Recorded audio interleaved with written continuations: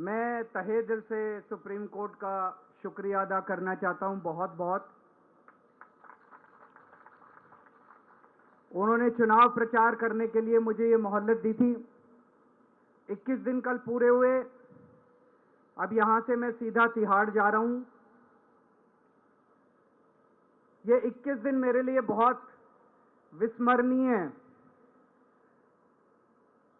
मैंने एक भी मिनट खराब नहीं किया। रात दिन 24 घंटे देश को बचाने के लिए प्रचार किया है। केवल आम आदमी पार्टी के लिए प्रचार नहीं किया, सारी पार्टियों के लिए प्रचार किया। बंबई भी गया, भिवंडी भी गया, हरियाणा भी गया, उत्तर प्रदेश भी गया, पंजाब भी गया, जमशेदपुर भी गया। जहां मौका मिला, जहां जिसने बुलाया, उसी के लिए प्रचार करने के लिए गया, देश बचाने के लिए। मेरे सामने देश था। आम आदमी पार्टी इंपॉर्टेंट नहीं है, आम आदमी पार्टी सेकेंडरी है, पहली हमारे लिए देश है। तो मैं दिल्ली के लोगों को कहना चाहता हूं, आज आपका बेटा दोबारा जेल जा रहा है, इसलिए नहीं कि मैंने कोई भ्रष्टाचार किया है, इसलिए कि मैंने तानाशाही के खिलाफ आवाज उठाने की जरूरत की है।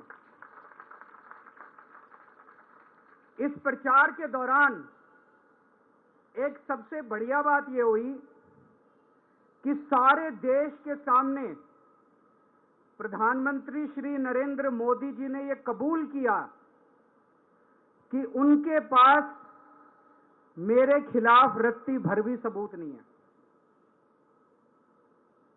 हम कहते थे ना, जब भी हमसे पूछा जाता था कि भाई ये कह रहे हैं 100 करोड़ रिश्वत ली, 100 करोड़ रिश्वत ली, वो 100 करोड़ कहां गया?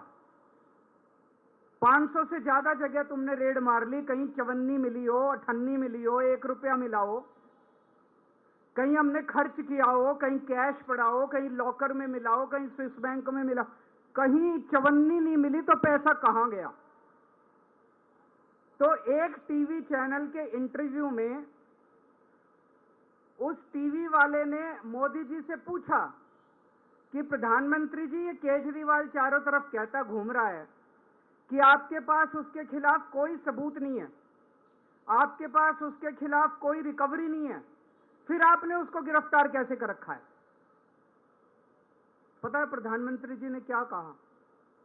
प्रधानमंत्री जी कहते हैं, मैं मानता हूं कि केजरीवाल के खिलाफ कोई सबूत नहीं है, मैं मानता हूं कि केजरीवाल के खिलाफ कोई रिकवरी नहीं है, क्योंकि केजरीवाल अनुभवी चोर है।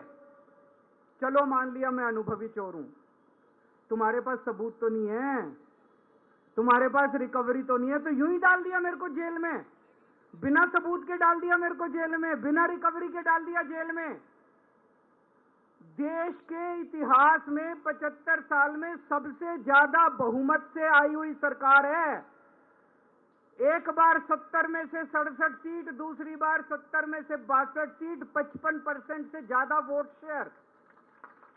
इतने भारी बहुमत वाली सरकार के मुख्यमंत्री को आपने बिना सबूत के जेल में डाल दिया। यही तो तानाशाही है कि जिसका मन करेगा मैं उसी को जेल में डाल दूंगा, जिसका मन करेगा उसी को जेल में डाल दूंगा। और पूरे देश को मैसेज दे दिया कि अगर मैंने केजरीवाल को फर्जी केस में जेल में डाल दिया तो तुम्हारी तो औकात ही क्या है, किसी को भी पकड़ के जेल में डाल दूंगा। इसी तानाशाही के खिलाफ लड़ रहा हूं मैं, और इस किस्म की तानाशाही अपने देश को बर्दाश्त नहीं है। भगत सिंह ने कहा था ना कि जब सत्ता तानाशाही हो जाए तो जेल जिम्मेदारी बन जाती है, सबकी जिम्मेदारी है जेल में जाना, इसके खिलाफ आवाज उठाना। भगत सिंह के चेले हैं। भगत सिंह देश को बचाने के लिए, देश को आजाद कराने के लिए जेल गए थे। भगत सिंह देश को आजाद कराने के लिए फांसी पे चढ़े थे। हम देश को बचाने के लिए जेल जा रहे हैं।